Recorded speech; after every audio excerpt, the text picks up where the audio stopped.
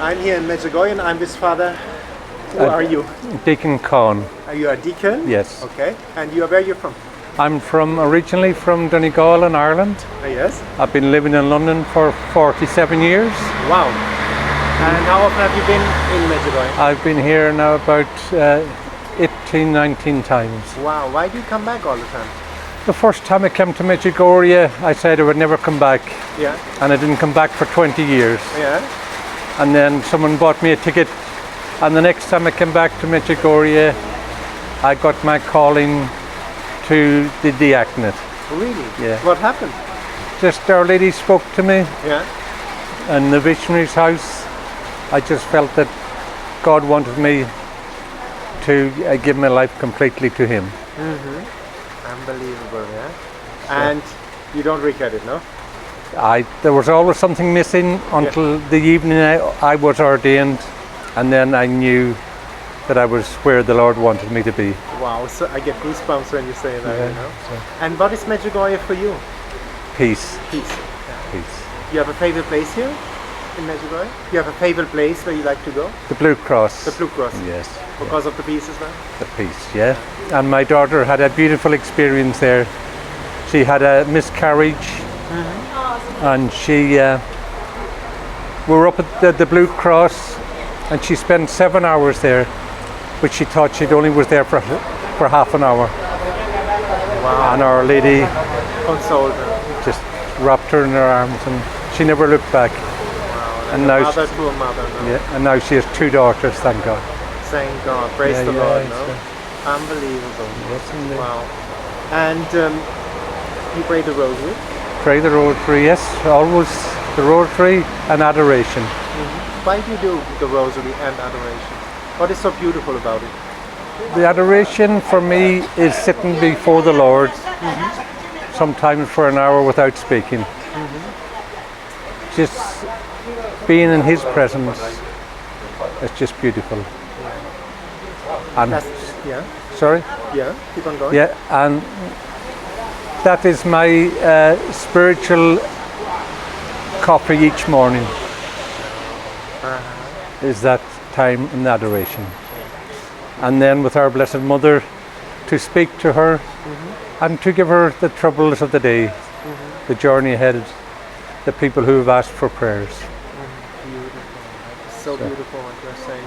And you know, confession is very important here in Medjugorje. Yes, indeed, yes. What would you tell people maybe who didn't confess for 20 years and are scared to go to a priest and to tell things that happen in their lives?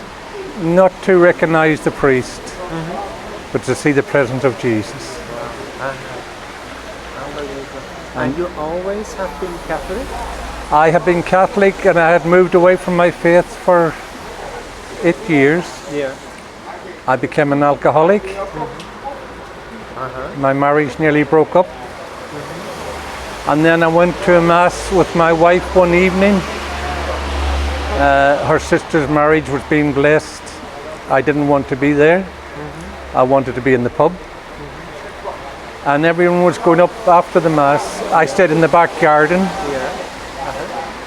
And after the mass, I came in and we had a cup of tea. And the priest was praying with everyone individually. And I didn't want to go near the priest. All I wanted to do was get back to the pub. And eventually my wife kept giving me the elbow in the ribs, so I went up. And I stood before that priest, and only 3 words came to me. Jesus, help me. At that moment I knew my life was lost. And I sat back down, the priest said a prayer, I sat back down, and we left the house and we went back to the pub, my local pub. I took 1 drink out of my pint of Guinness, and I said to my wife and my sister-in-law, we're leaving. And that was 34 years ago, and I never had the desire for a drink since that. That's so beautiful. And I was drinking 30 pints of Guinness and a bottle of Scotch a day. That's the power of Christ. Just 3 words, Jesus help me. Jesus help me. And we all at one point come to that situation in our lives now. Yeah. Everybody of us. Yeah, that saved my life. Saved you. Saved my marriage. Saved my children. Wow, beautiful. And what would you tell people like who have like addiction problems, struggling? What would you tell them? I would say to them to just spend time in silence, to listen what's in their heart, and to recognize the person of Jesus and the people around them. Because that's where I believe that we meet Jesus in our ordinary day life, is the person who comes alongside us and maybe speaks a word to us that can change our life, that can show us the darkness that we are in. Wow, amazing what you're saying. Wow. You're touching me. And you became a deacon afterwards, no? Yes, I became a deacon, yes. I left school when I was 9, so I had no education. Yeah. While I had a business, I surrounded people that were able to do all the paperwork and everything because I'm dyslexic. So I found the studies very, very difficult. Yeah. But Jesus put people in my path. On all steps of the journey. All the steps of the journey. We only have to recognize them now. We have to recognize the person alongside us. Like you said, yeah, it's the person alongside us, telling us something. Yes, no? yeah. That is amazing. Wow, a lot of things Jesus did for you, no? Yes, indeed, yeah. Well, my brother was handicapped both physically and spiritually. Yeah. He only done 2 things in his life, cried and laughed. Both he done from his heart. So again, I didn't understand. Both he done from his heart. From his heart. Yeah, he suffered greatly. And to look on his life, people would pity him. But really and truly, God had chosen him to do something special, to carry the cross. Yes. And the night, because back in Ireland, we keep the body in the home for 2 nights. Yeah. And the night before we put the lid on the coffin, the whole room went pure white. So again, I didn't. The whole room went pure white.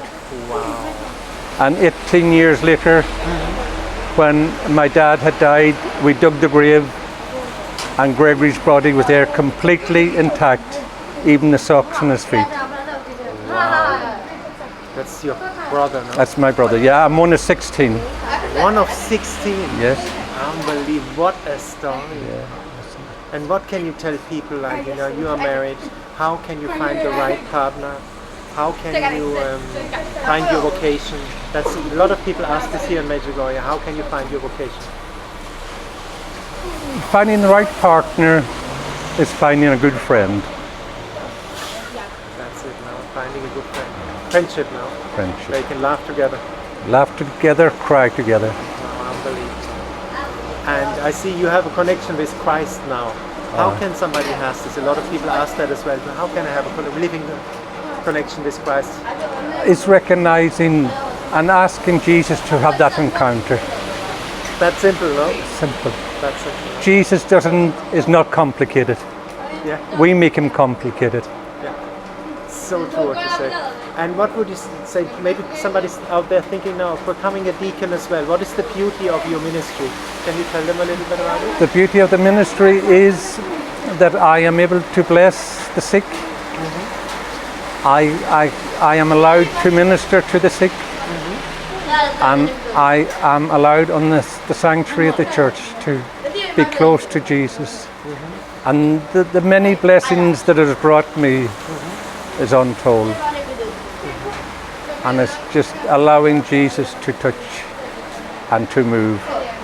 Because as yesterday he said in the gospel, I have chosen you, you haven't chosen me. Wow, that's it now, isn't it? Yes. Wow, and I want to come back to your brother who died. I think, you know, it's what Our Lady said here, everything from the heart. Yes. He cried from the heart, he laughed from the heart. Yes. Authentically. Yes. Yes, we all have to get to authentic people, no? Yes. I am who I am. I am who I am. Yes, indeed. And what would you tell about now, maybe there's somebody saying who's not Catholic. What is the beauty of the Catholic faith for you? The Catholic faith is receiving Jesus in the Eucharist. Yeah. Wow, that's simple, no? Simple. Only we have it. We have it at our hands. Yeah. All we need is that desire in our hearts to give our lives to Jesus. Wow. Deacon, thank you so much for That's that a beautiful pleasure. interview. Pleasure. God bless you and your ministry. Thank you. Deacon Fawn wants to tell us another story. Tell us the story you wanted to tell me.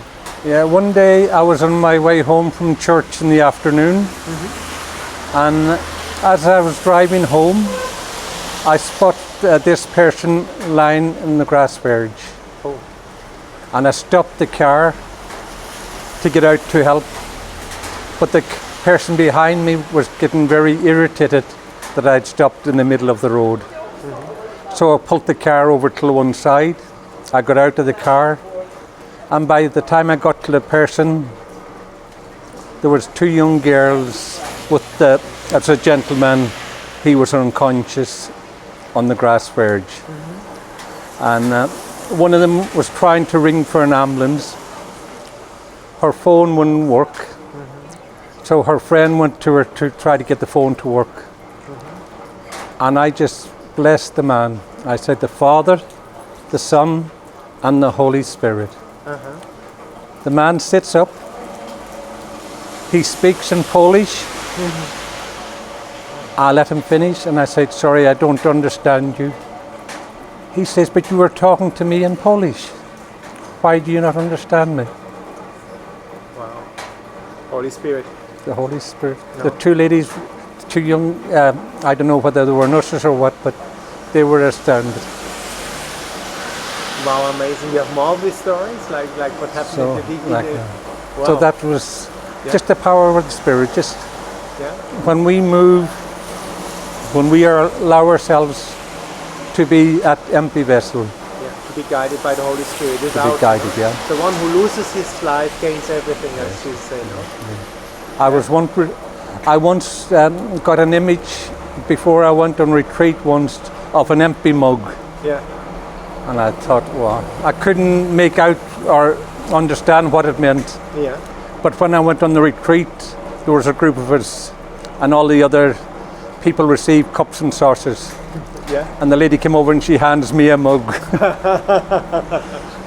But at the end of the retreat, we were in the room praying, and next thing I seen the mug and it overflowing, and God says, this is my grace.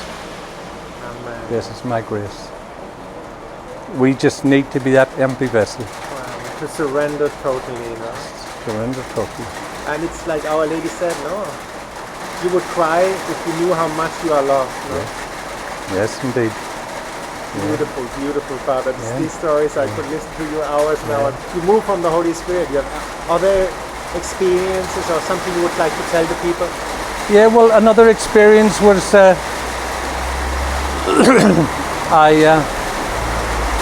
I ministered to the sick in our hospitals back in London. Yeah. And one Sunday morning I went in. This was before I became a deacon. Yeah. And we had a names of all the patients we were to bring communion to. Yeah. But I went into this ward and I introduced myself to these used to be called matrons then, ward sisters now. And I said, I've come here to bring, I can't remember the gentleman's name now, but we'll call him John. Yeah. I've come to bring John communion. And the matron or the male nurse was on that morning, and he said, John's in a private room with his wife and his daughter. He's been in the operating table all night. He's in internal bleeding. They can't stop the bleeding. So they were just waiting for him to pass away. So usually in that situation, we don't disturb the family because that's their time to say their goodbye. I was walking past the room, and next thing I knew, I was in the room. I introduced myself. His wife was crying, his daughter was crying. They were saying their goodbyes. I said that I was from the Catholic Church St. Teresa's. I'd come to bring communion.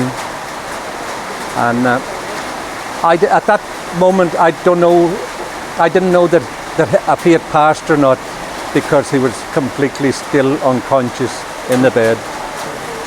So I asked his wife and his daughter, were they Catholic? And they said they were.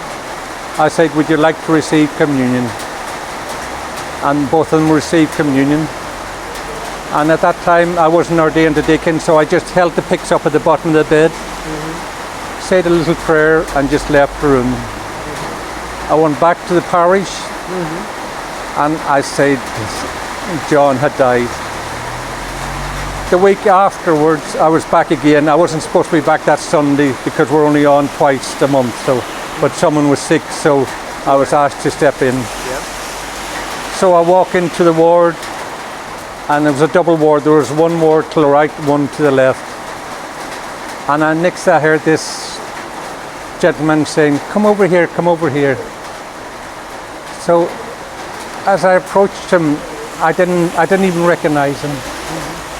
And as I got beside him, he was sitting at the side of the bed. And I said, oh my God, you're John.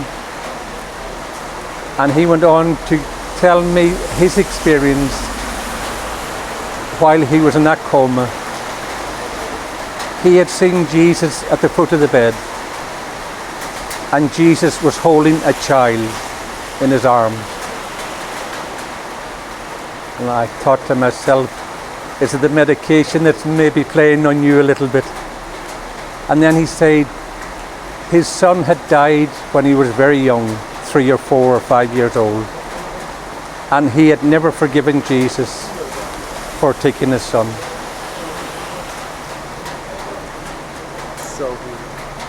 So not alone did he receive a physical healing, he received a spiritual healing as well. He was so full of joy and so full of love for what he experienced of Jesus. Wow, Father, you touched me. It was also a message a bit for me. My sister died, and now I know where she is. That was for me as well. Thank you, Deacon. I think you should have the ice cream. Oh, yeah. Thank you.